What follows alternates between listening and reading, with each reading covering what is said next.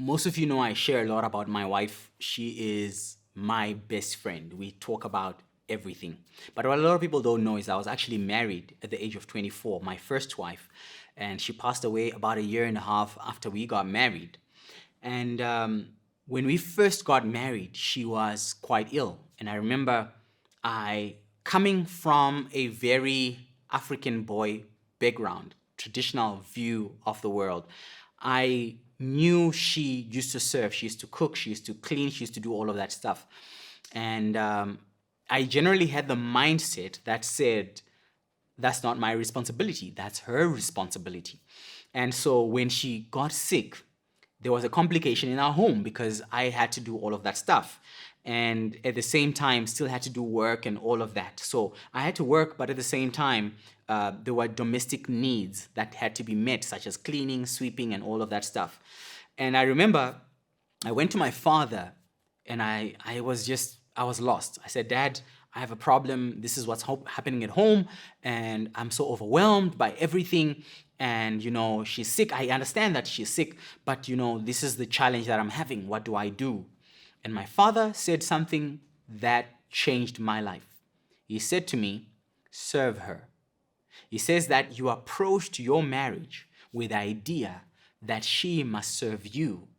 And so as you entered into that relationship, the condition was she will be subservient to you, she will serve you, and she'll meet your needs. But now that the tables have turned and this is the situation that's there, it's your responsibility to serve her. From that day until the day she passed away, I served her faithfully.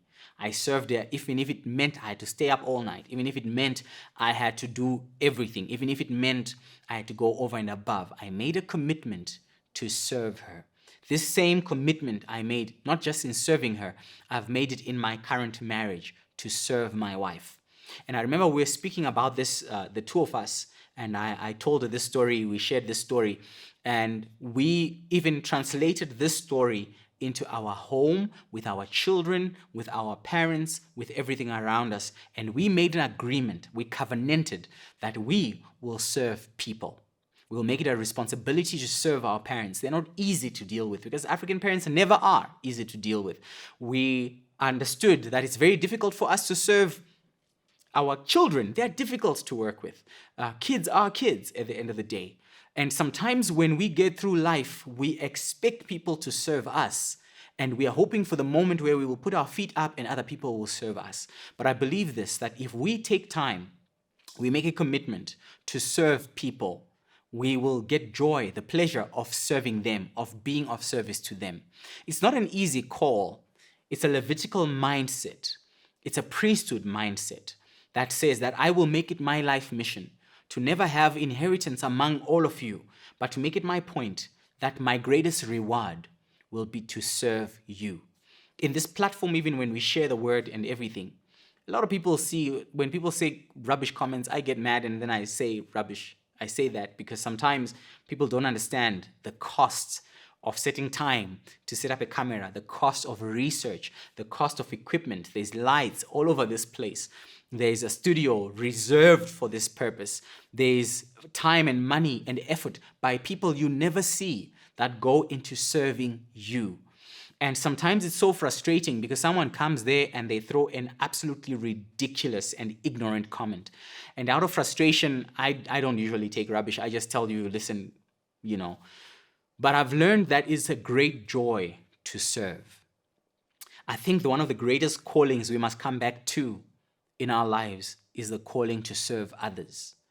Make it a point in your life to serve. I know we expect people to give us stuff. I know we expect money, we expect recognition, we expect a hand clap or an applause or a pat on the back, and sometimes that doesn't come. Sometimes we expect that people will also get to serve us. We're not operating under the philosophy that one day, because we are serving others, they will also serve us. We just made a commitment to serve, that's all. And I want to encourage you to choose that life. It's not an easy one. It's not the only one. There are many lives that are out there, but a lot of your frustrations and disappointments are because you expect other people to serve you. What if you made it a commitment to serve them? God bless you.